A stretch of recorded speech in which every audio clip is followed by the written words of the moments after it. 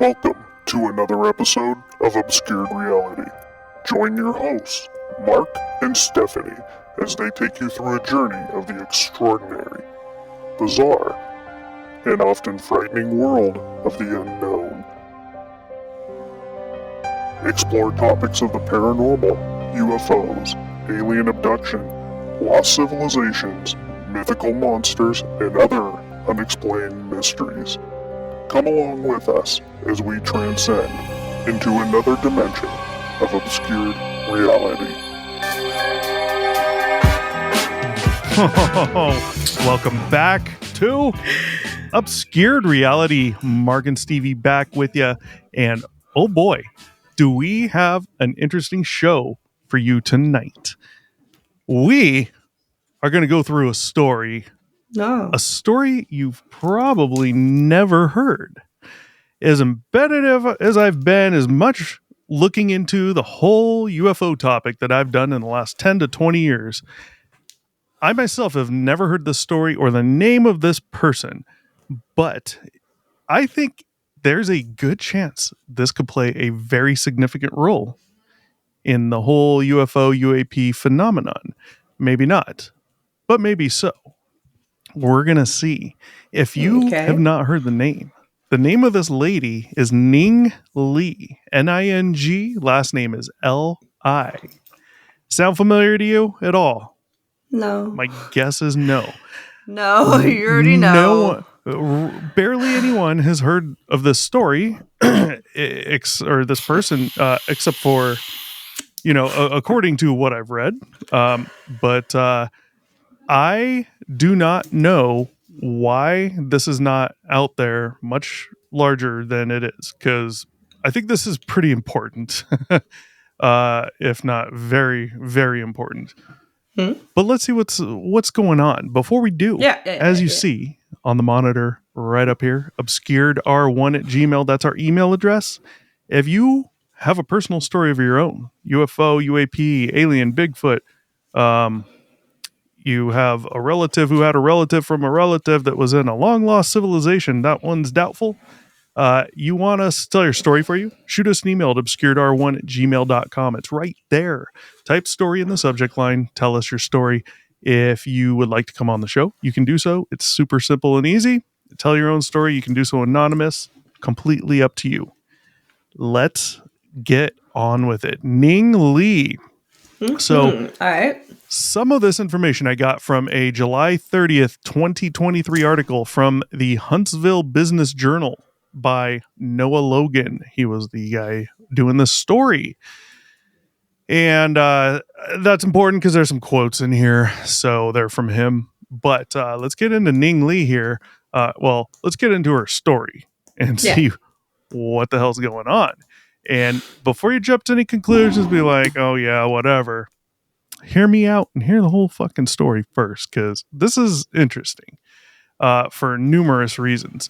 So Ning Li, she was born on January 14th, 1943. She passed away July 27th, 2021. Okay. She was a Chinese-American scientist. She was born in she was born in Shandong. That's going to be China. She graduated from the Department of Physics of Peking University. And in 1983, she emigrated with her family from China to the U.S. Okay. So Department of Physics, what she graduated from. Okay. Does it say? You probably already see where it's going to wind up going, but with physics. Yes. Quick question, though. Yeah. Does it say what type of physics that she specialized in? Was it particular physics, or was it just physics in general? Well, I just have to know because there's different types. We're only one story into one sentence into the story. We might get there. We might get there. Excuse the fuck out of me. We might get there. All right, continue. Well, let's get past one sentence and then let's see what we find out. If it does tell us, it's not going to be right away, but I think you'll figure it out pretty quick. Let's see what's going on here. So, okay. So she immigrated to the U.S. with her family. in 83. So in the 1990s, Li worked as a research scientist at the Center for Space Plasma and Aeronomic Research at the University of Alabama in Huntsville. In 1999, she left the university to form a company, AC Gravity LLC, to continue anti-gravity research. Interesting. But okay, I mean, there's quite a few people studying anti-gravity. As far as we know, it's not a thing. If it is a thing, then maybe it's a thing. But as of right now, Right. right? So let's move on. Anti-gravity research. Okay. In a series of papers co-authored with fellow university physicist Douglas Torr, published between 91 and 93, she claimed a practical way to produce anti-gravity effects. Before we continue, let's pull up a picture of Ning Li right now. There she is. Clearly, she's the one in the middle. If you got to profile someone, I'd say she looks like a very honest lady doing her job, probably. And that's that. For future reference, I'll leave the picture up on the screen for a while, but make sure you keep an eye on that thing that's in the middle down there, that disc-shaped object. It looks like a centrifuge. I know yeah. it's probably not, but I'm just saying. I don't know. We're going to find out, though. So she claimed a practical way to produce anti-gravity effects. She claimed that an anti-gravity effect could be produced by rotating ions, creating a gravitomagnetic field perpendicular to their spin axis. In her theory, if a large number of ions could be aligned, the Bose-Einstein condensate, the resulting effect would be a very strong gravitomagnetic field producing a strong repulsive force. The alignment may be possible by trapping superconductor ions in a lattice structure in a high-temperature superconducting disk. Li claimed that experimental results confirmed her theories. Her claim of having functional anti-gravity devices was cited by the popular press and in popular science magazines with some enthusiasm at the time. In 97, Li published a paper stating that recent experiments reported anomalous weight changes of 0.05 to 2.1% for a test mass suspended above a rotating superconductor. Okay. A mass suspended above a rotating superconductor. Although the same paper describes another experiment that showed the gravitational effect of a non-rotating superconductor was very small, if any effect existed at all. Okay, so clearly it's a small effect. Right. Let's move on. We do have quite a bit to get through, so we'll just boom. So Li is reported to have left, pay attention, she's reported to have left the University of Alabama in 1999 to found the company AC Gravity LLC. Yeah. And the chair of UAH, so University Alabama Huntsville, the chair of that physics department, Larry Smalley, he also departed the university to join her. I'm assuming he's one of the guys in the picture with her? I don't know. I would assume, but to me, that's kind of saying something right there. AC Gravity was awarded a United States Department of Defense grant for $448,970 in 2001 to continue anti-gravity research. That's a lot of money. I'm looking at other things than the money. It is at that time. The grant period ended in 2002, but no result from this research were ever made public. No evidence exists that the company performed any other work, although as of 2021, AC Gravity still remains listed as an extant business, so an active business. That's interesting. So, again, she left the university in 99 to found the company AC Gravity. So let's see. When did she start at the university? Do we remember here? I believe it was 89. Or 99. She left. Yeah, she's known for physics and anti research. Yeah, it doesn't specifically say. when but she started working it doesn't for. look like she was there too long.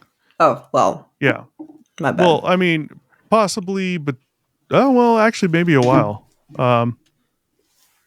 Yeah, she could have been there for a while. So here we see she leaves to start her own company called AC Gravity. After it's reported she may have figured something out with anti-gravity, and it seemed clear enough to this guy, Larry Smalley, who was the chair of the physics department, to leave and help start the company with her. That's important, I think. A document turned up showing that she gave a presentation at the 2003 MITRE conference titled Measurability of AC Gravity Fields. Get this, the MITRE Corporation manages federally funded research for several U.S. agencies. At the conference, she presented along with a Redstone Arsenal official from U.S. Army Aviation and Missile Command, meaning that her research was still being conducted up to that point. Okay. So this is 2003. We're Right. seeing she's giving a presentation. Okay. She was awarded that grant that we talked about in anti-gravity to work for the DoD in 2001. Yep, and it Okay? ran out in 02 So- and had no so- public findings presented. Yeah. So 99 leaves the university, starts AC Gravity. 2001 gets a DoD grant to continue looking into anti-gravity for them. That ended in 2002, and nothing was made public from that. So now we're in 2003. We see she's talking, she's giving speeches about this stuff. Doesn't mean she's still working with the DoD or any government military agency, but it kind of looks like maybe. So Redstone Arsenal. Just to give you some, some of you have probably heard of Redstone. Give you some ideas what they're about a little bit, where they're at. Redstone Arsenal, is a United States Army base. It's adjacent to Huntsville, Alabama, in the Wheeler National Wildlife Refuge. The Arsenal is a host to over 75 tenant agencies, including the DoD, the DOJ, the FBI, and NASA's largest field center, Good the God. Marshall Space Flight Center. Yeah. Nothing going on here, folks. No. Move along. No, not So at let's get back all. to Ning Li here. Yeah. So the trail on Li ends after her last documented correspondence in May 2003 when she sent a private email to colleagues claiming to have conducted an experiment in which she observed an, quote, 11 kilowatts of output effect, end quote. Okay. The significance of that amount is still a mystery as well. Her absence did not go unnoticed. In 2004, journalist Tim Ventura sent an email to another scientist in the field named Eugene Podkolnov, Russian, I can't pronounce that, with the subject line, tracking down Dr. Ning Li. In the email, Ventura writes, every 2 months, I retry the Li Ning, well, he has her email address in here. He retries the email address that you gave me for Dr. Ning Li. I can tell you from return receipts that somebody is reading her email, but I never get a reply. Okay. So here this journalist keeps trying to contact her, and you can tell there's a red receipt, right? So it doesn't mean someone's reading it. It just means they clicked on it. If you have your email set, you can just see a preview in the whole email app, and you don't even have to open it. You just click on it to get rid of a little dot saying you have unread mail. That's what I do for deleted stuff.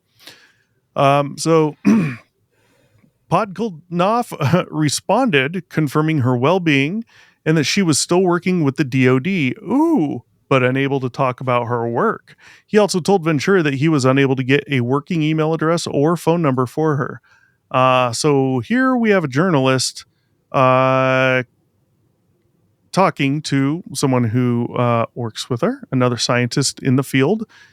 And this person is allegedly claiming that she's still working for the DoD, which makes sense because she's not publishing anything. She's quiet. As the years passed, the conversation regarding Li's whereabouts started to amplify, along with the conspiracies around it. In July 2008, a scientist named Jack Sarfati provided a rather alarming update during an interview that was later posted on YouTube and included in the video from Barely Sociable. During the interview, Sarfati claims that Li was no longer working for the DoD and had moved back to China to continue her work. The transcript of the interview conveys the seriousness of this accusation. So here's a quote. This is very important from a national security and political point of view. One of the key scientists is a Chinese woman named Ning Li. She has disappeared and gone back to China, said Sarfati. She was working at NASA and the Redstone Arsenal, but she has disappeared for several years now. The people at the Pentagon cannot reach her anymore. She is allegedly back in China, and the Chinese are pouring money into similar experiments now. That's why our intelligence guys are very interested. The most likely people to develop the first anti-gravity propulsion technology are the Chinese. Interesting. So, in a 2023 article published by Huntsville Business Journal, cited an interview with Li's son, Dr. George Men. According to Dr. Men, again, Ning Li's son, Li continued anti-gravity research for the DoD until suffering an auto-related injury in 2014. She stopped publishing or discussing her research findings upon obtaining a top secret security clearance. That makes sense. Yep. She's doing physics work for the DoD. Yeah, shut up, don't talk. Of course.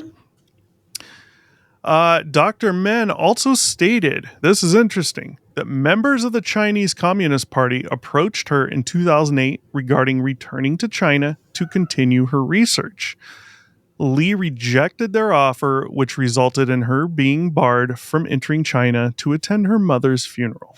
That's fucked, but that also is so on par. Yeah.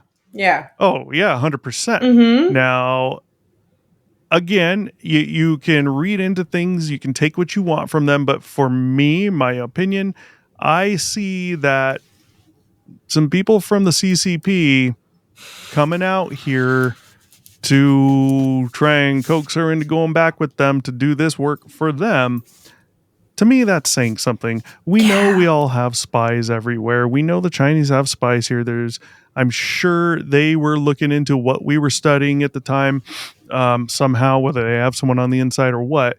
Mm-hmm. And they clearly know she was doing this for the government, but she was doing it for the government. So a lot of this information shouldn't have been out there, but somehow my guess is they knew enough to come out here and try and get her ass back there.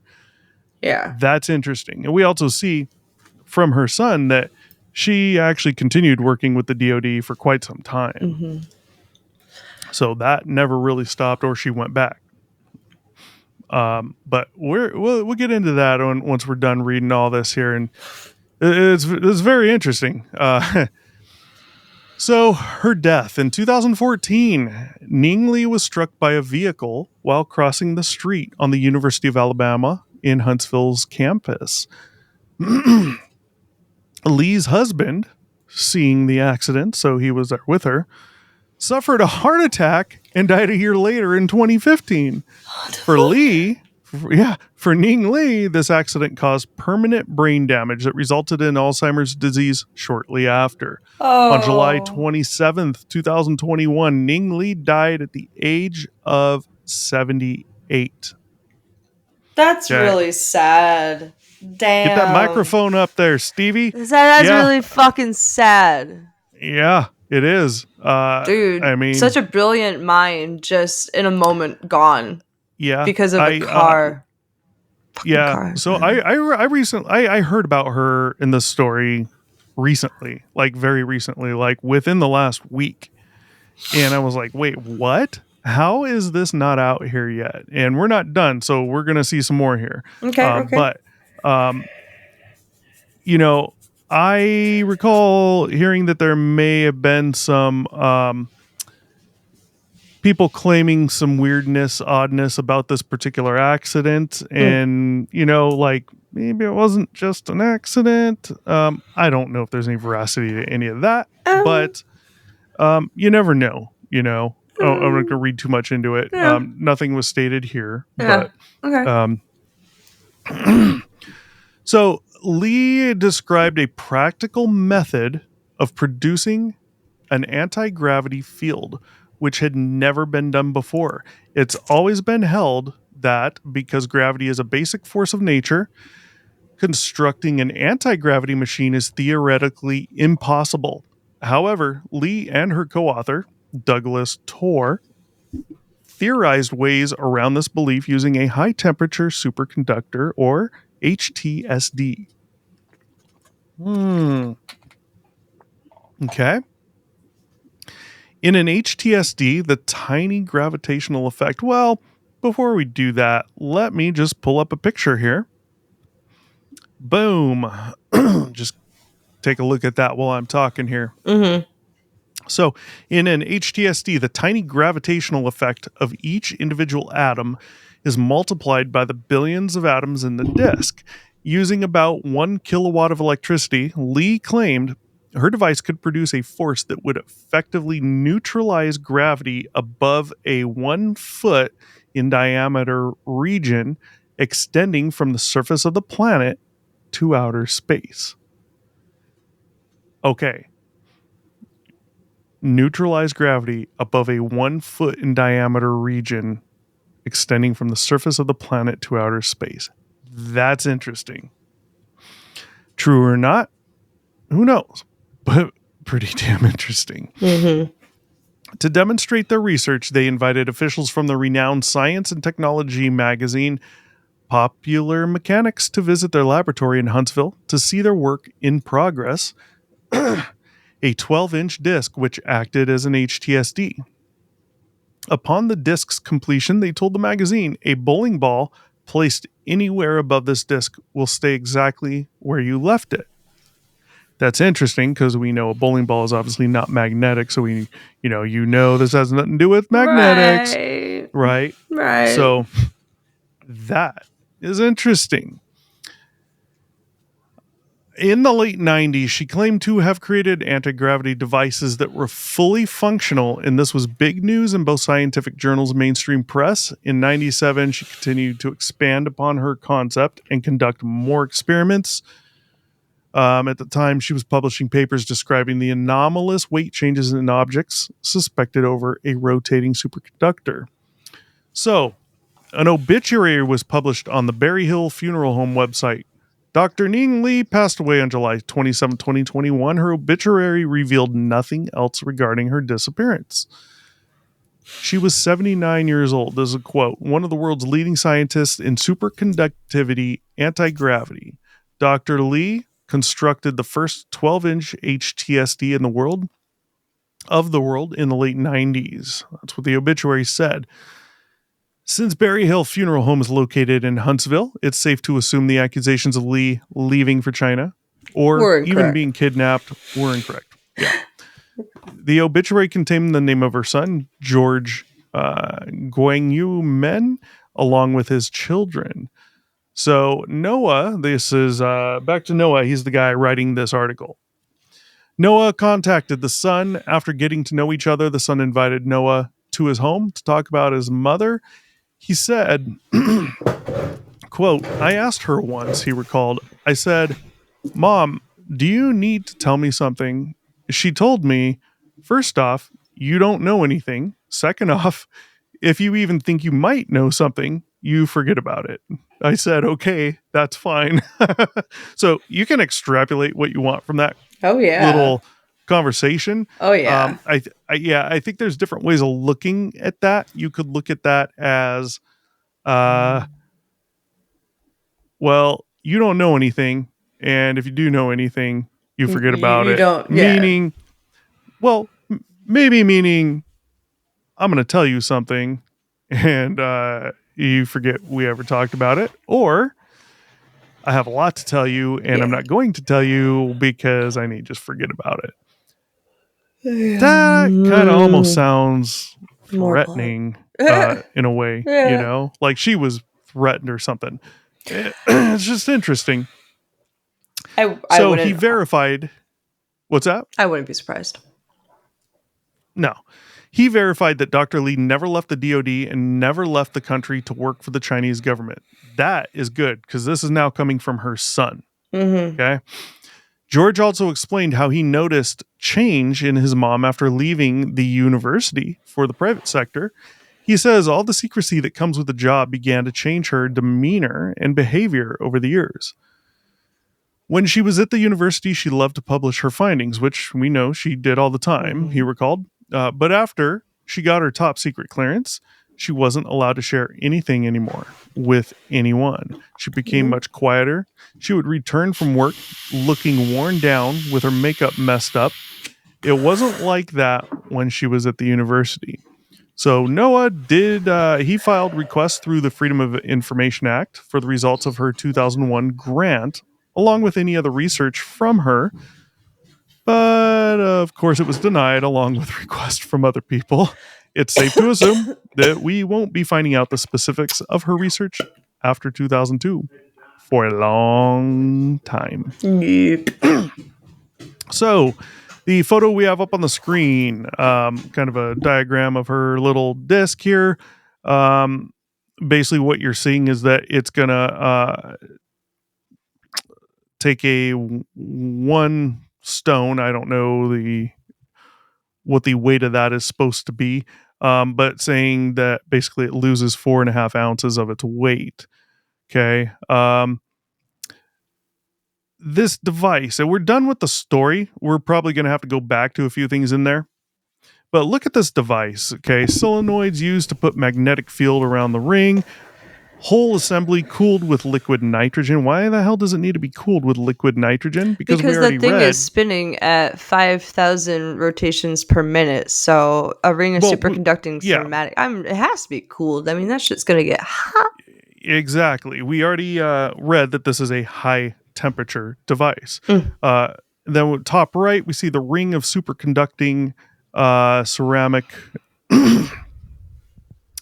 Then down here, 3 solenoids, which allow the ring to levitate magnetically. Interesting. Keep a look at that. Take a look at that. 3 solenoids. 1, 2, 3. We have a disc. We have 3 objects inside which allow something, the ring, to levitate. Does this sound familiar to you? Any of this look God familiar? damn it. God damn Anything? it. God damn it. Yes. Yeah? Yeah. What you thinking about? Triangle light patterns and discs in the sky. Hovering. Your classic disc-shaped UFO. Imagine that. Now, the 3 solenoids. Where have we seen something similar? Bob Lazar's story. The alleged UFO he worked on at the alleged S4 underground base at Papoose Lake, right next to Area 51, where he said he worked. He said there was 3. Now, what did he call them? There's 3 levels, and he was working on looking at the craft on the middle level, and below him were these 3. Forgot what he called them, and gravity. Gravity wave emitter, I think it was, or something like that. 3 of them. Now, obviously, it's way different than this. Those, he claims, are used to woo, woo, woo, woo, woo, right? They move around and they can change where the craft's going to move, right? Well, let's just talk as if his story's true. Everything he said is true. Those gravity emitters he's talking about,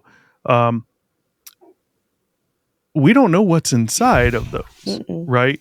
How do we not know that these 3 solenoid type things is, similar idea going on inside those? If you think about your regular flying saucer, your disc-shaped UFO, I could see this, what we're seeing here, especially this inside portion right here, this ring inside. I could see that in a much larger format being these disc-shaped things people are seeing, right? Yeah. You have this, which is basically the outer edges of the disc. Of course, there's something over it coming down whoop, to a point, right? Yeah. So this is Aerodynamic. inside. Yeah. And then you have your little, the 3 solenoids here. Now, in Lazar's UFO, these would be those gravity amplifiers or gravity emitters, whatever they're called. But in a movable fashion, which would you think, just by looking at this, may, if it were true, allow the craft to move, angle. Phew. I see a lot of similarities here. Oh, for sure. And for sure. I'm not saying it means something. I'm not saying it's not, but we're going to have to get there. So this is kind of the device we're looking at. I'm going to go back to a picture of Ning Li here. So we're done with the story, but let's talk about this for a minute. First of all, while I'm going back through the notes here for a minute, Stevie, what do you think of this story? I hope I'm not like putting notions in your head. I want your honest answer, but I'm really curious what you think about this. As you were like pointing things out about the circles and the 3 nodules, like it clicked in my head, and that's why I was like, oh, like before you even said it, like, but I definitely already felt like, as you were telling the story, that the reason she went silent and didn't publish anything from 2002 is because it was for the military. They don't have to publish that. It's not for the public, like. Well, she can't because, right, she's working for the DOD now and top secret clearance. Exactly. Even if she didn't have top secret clearance, they're going to be like, no, don't talk. This is our research, not public. Yeah, so that does not surprise me whatsoever that she just like went silent. And they were probably like, hey, due to the nature of your job and your intelligence and everything, you have to live on base and you kind of don't have a life anymore. So sorry. Like, obviously, because her son grew into a doctor, like, you got to have a lot of time on your hands and have a very smart, like, house in order to produce another doctor. Yeah. Like, you really got to sit there.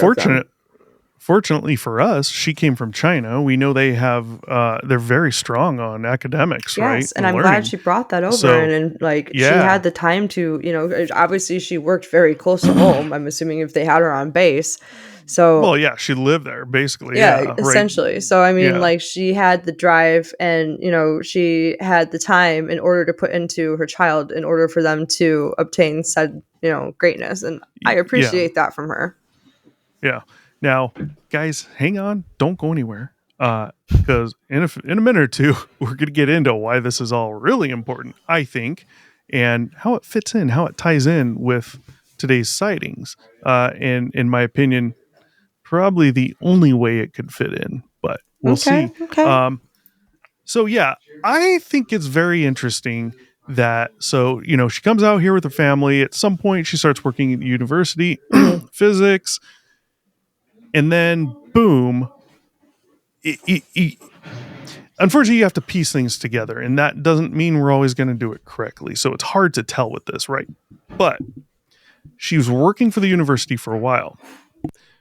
She comes up with something, doing a lot of research, and allegedly figures out anti-gravity. Now, I have read and heard some things that, well, this isn't really true anti-gravity. It's like something that's similar. In my opinion, I don't care. It's similar. It's doing similar things. It could have huge potential.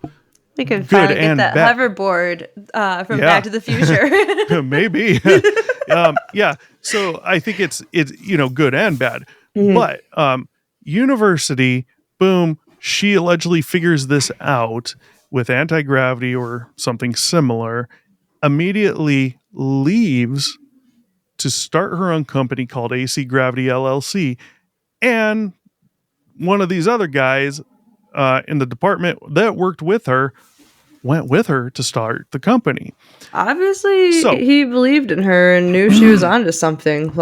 Well, believed in the work is my guess, given what they do. That's true. Here's the thing.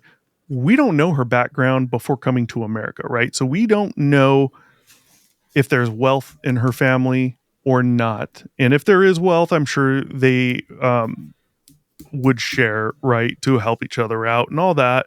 Especially they moved out here. They have nothing out here but themselves, right? So, my throat is getting dry. That's good water. So, we don't know her financial history, but she hasn't been working at the university for more than 15 years at this point, from what I saw, from when they immigrated out here. When did she immigrate? 89. 83? 89? Oh, boy, I'm lost. She left the university in 99. Yes. Yeah, in 83, she immigrated to the U.S., so... Oh, 83, okay. She was with the university possibly somewhere around 15 years, but, I don't know for sure. Didn't look. I don't think it matters. We know she was there a little while. But emigrates here, works in physics at the university, figures out allegedly something with anti-gravity, and then boom, leaves to start her own company, AC Gravity. And then within 2 years, she's got a contract with the DoD. And then, as we see, continues working with the DoD until the car accident. Very, very interesting, I think. Okay. She hasn't been at the university too long. I mean, 15 years is a while, but it's not super long. She figured something out. My guess is there was enough proof in this that what she is saying was true and was working. And that's probably what got this other guy to go with her. You got to think. These two people are, boom, just going to up and leave their job to go start a company. How the hell are they going to make money at a company like AC Gravity?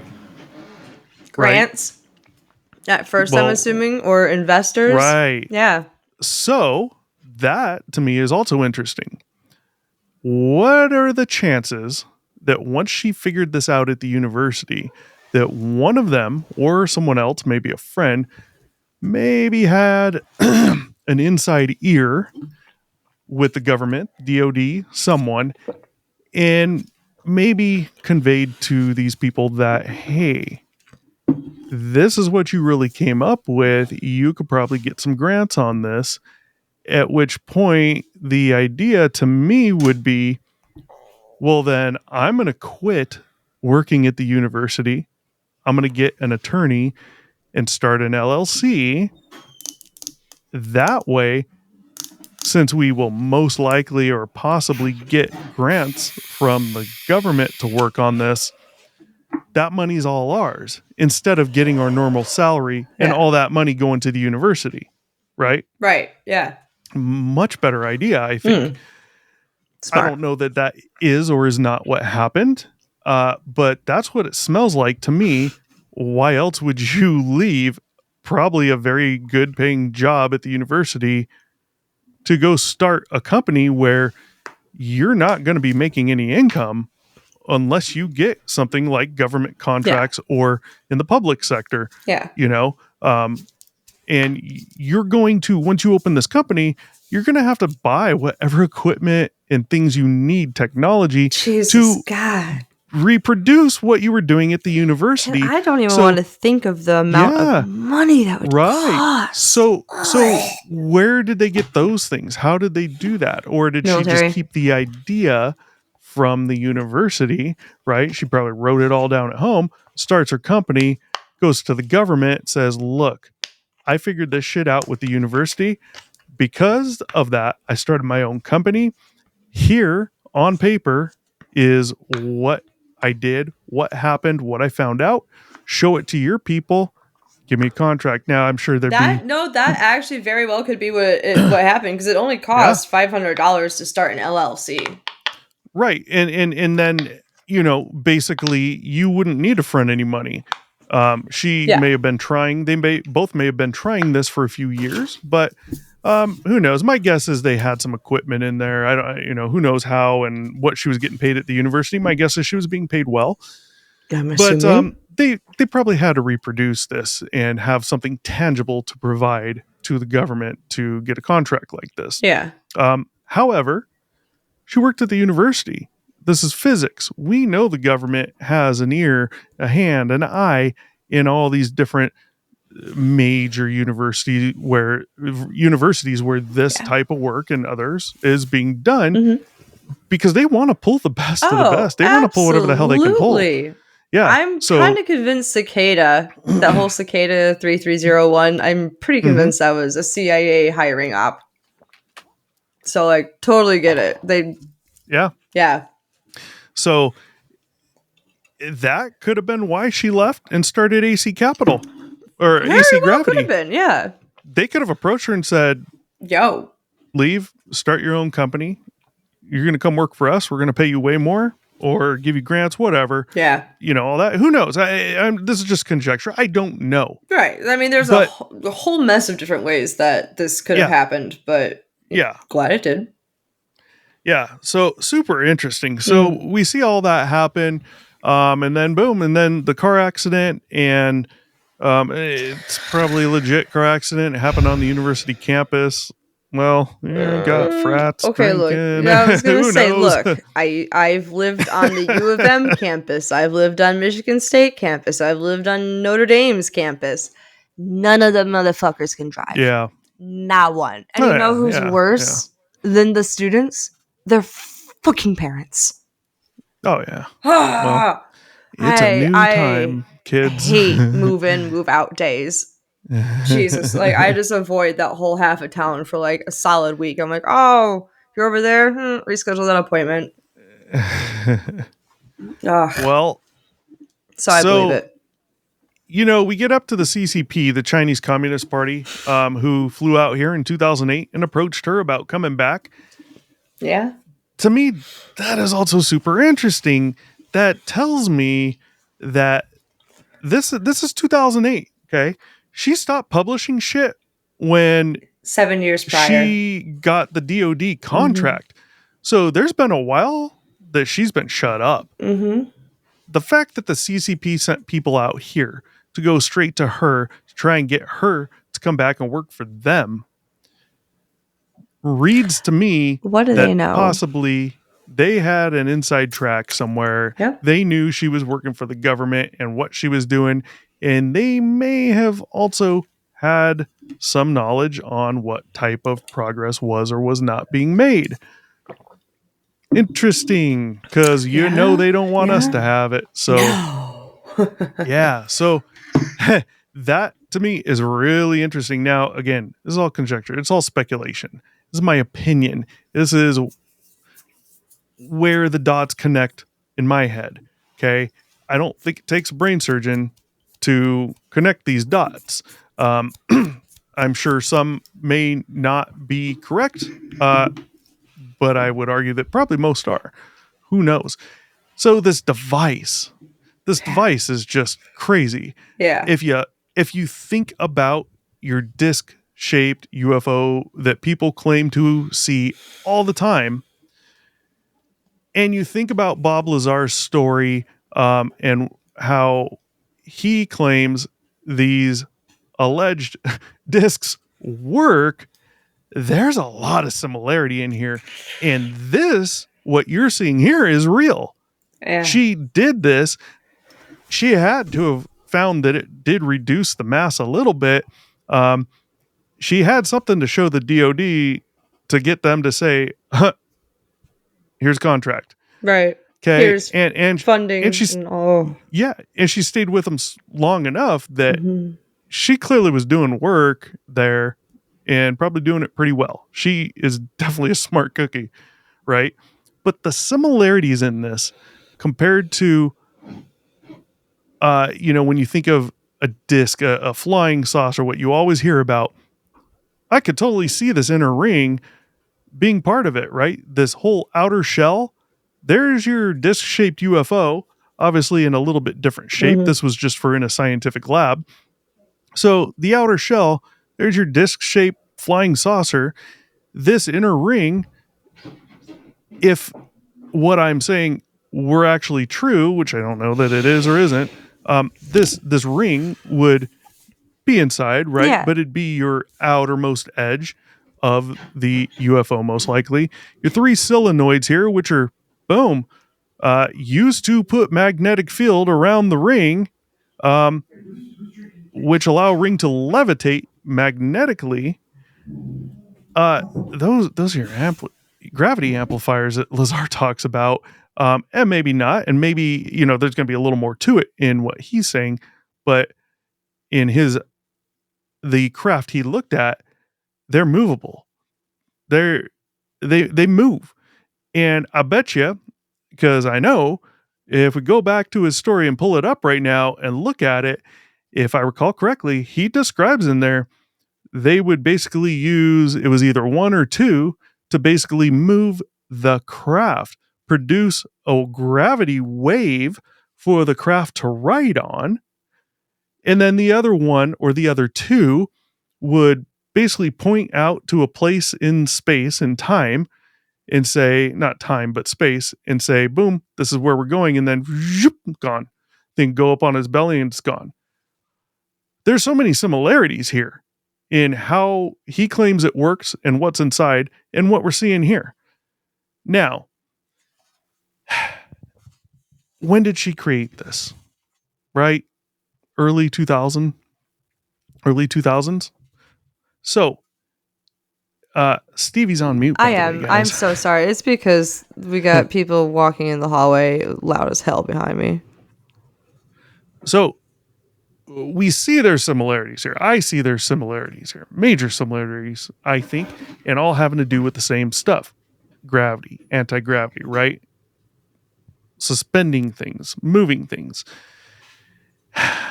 She came up with this in 2000. Do you recall what it was, Stevie? I don't believe that it was said exactly. 99. She left the college in 99. You're right. It wasn't said exactly correct. When she made that, but we are assuming, yes, the early 2000s, as that's when she got her contract. Yeah. So she was working on this device and allegedly came up with this at the university, and then she left. She left and formed AC Gravity, right? Gotcha. This would have been around 98-ish, probably. No. So, oh man, it's just super interesting. So she leaves, goes to DOD.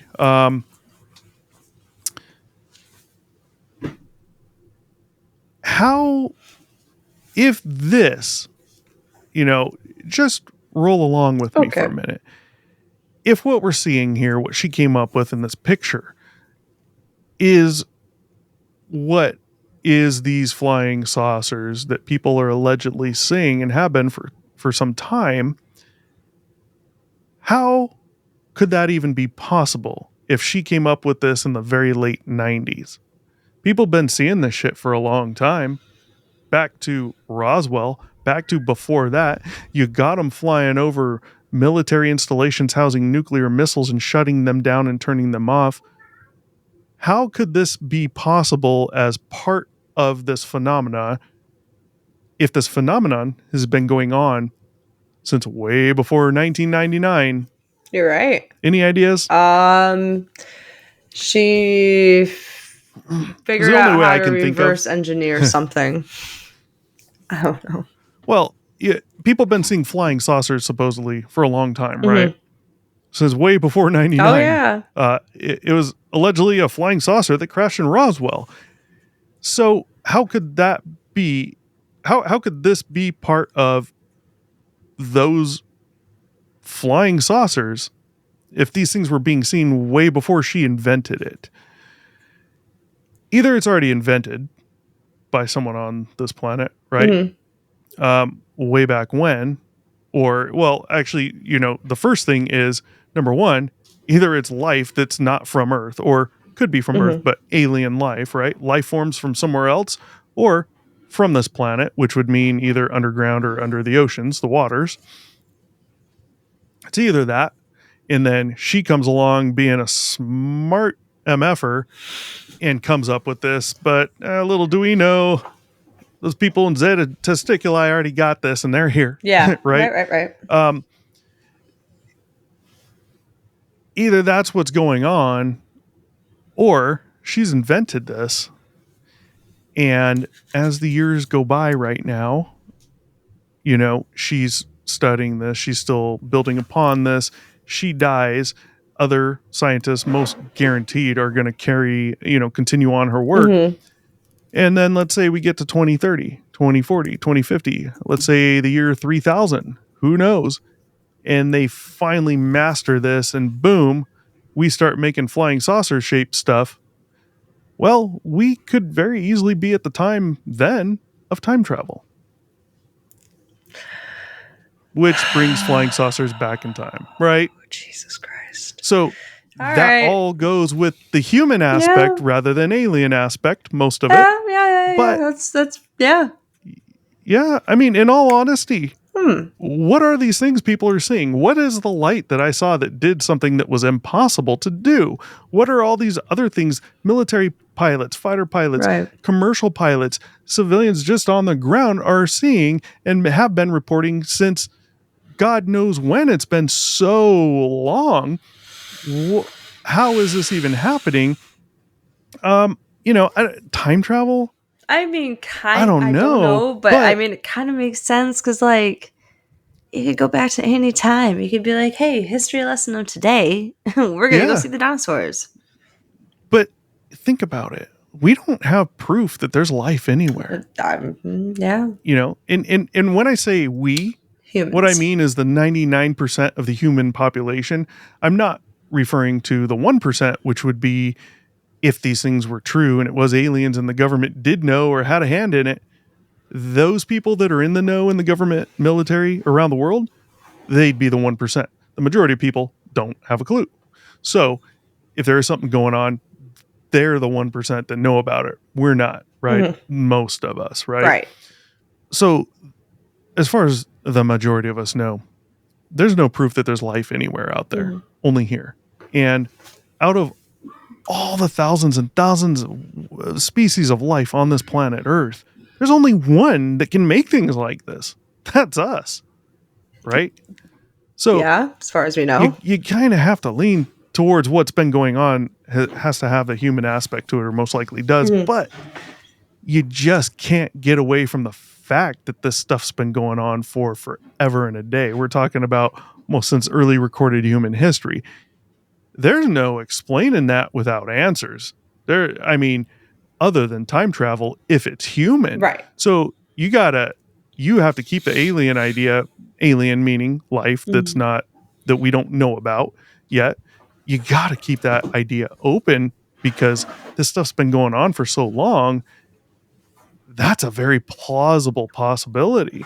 But the human aspect, the only way that's going to work is with essentially what we refer to as time travel. Correct.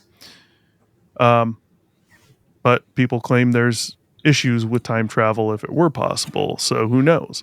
But so those are my ideas on this and how this whole thing could fit into what's been going on. And a couple different ideas or routes to go down as to how. You choose. You choose your own story, right? Ooh, Goosebumps adventure. Tell me what you think about this lady in this story, especially if you've heard it before as well. In the comments, I really want to know, because to me this is super interesting, and I am pissed that I did not hear about this earlier. With all the looking into different stories and stuff that I've done over the years, over a decade, I cannot believe I have not heard about Ning Li and this stuff. It just clicks right in with everything to me, Stevie, what do you think? Let's hear your final thoughts. Jesus, doesn't have to be short, doesn't have to be long. Thoughts. Fuck. I mean, I'm with you on the fact that it's most likely human, but I mean, again, it does bring up the question, like, how come we've been seeing this for so long? Just like you've said. Yeah. I feel like maybe this was a continuation of, hey, here you go, reverse engineer this. I don't know. And she was just the one who cracked the code at the university. Who knows? I don't know. But I think it's interesting that it's even a concept that's being like tested and like proven and working. You just made a good point, and I don't know if this is where you were going with it or not, but reverse engineering. I said it earlier. If she's coming up with this type of stuff, and this type of stuff is how we believe these alleged alien craft are working, or these UFOs, if the government's truthful and really doesn't have a clue, they're going to keep someone like her around on the payroll to look into trying to reverse engineer this stuff. We've heard the rumors for decades and decades and decades and keep going that we have this stuff and we don't know what the hell is going on with them or how they work. It would make total sense that they're currently still trying to reverse engineer this shit if it's true and they have it. That's just another thought from my brain. But yeah, that's really my final thoughts on it. It's something. It's interesting. It's very interesting. Yeah. But yeah, there's just really a million different ways you could go about it. But yeah, I kind of feel like since it was something that was first done at the university, maybe the government was like, yo, figure this shit out. And she just happened to be the one. And they were like, hired. Well, you got to remember, too, if she's working for the university and DOD sees this and they're like, oh, shit, there's something to it, they're not going to want to give the university their money either, because her information's going to be there. There's too much of a chance that can get out. That's why I agree with the whole, like, hey, you've cracked it. Start your own company. You got to start your own. We're going to give you a grant. Now you're going to work for us because you figured it out. That was originally our equipment anyways. Like you signed the contract. The contract is officially done with the university. Now, since you figured it out, you need to start a company and we will invest in you. Like that's how it plays out in my mind personally. It's what it reads, man. That's what I'm seeing. Yeah, but that's it. That's my final thought. Well, guys, don't forget to like, share, subscribe. Comment down below. Of course. I really want to know what you think about this. If you have a personal story of your own, you have a relative of Ning Li, you've seen a UFO, anything, send us an email to obscuredr1@gmail.com. Type story in the subject line. Let us know your story, and we'll tell it for you on here. If you want to come on and tell your own story, you can do so. It's easy. And that's that. Like, share, subscribe. We're going to catch you on the next one. Peace out. Thanks for watching. Be sure to check back with us often for new episodes. Feel free to drop a comment and don't forget to like, share, and subscribe to Obscured Reality.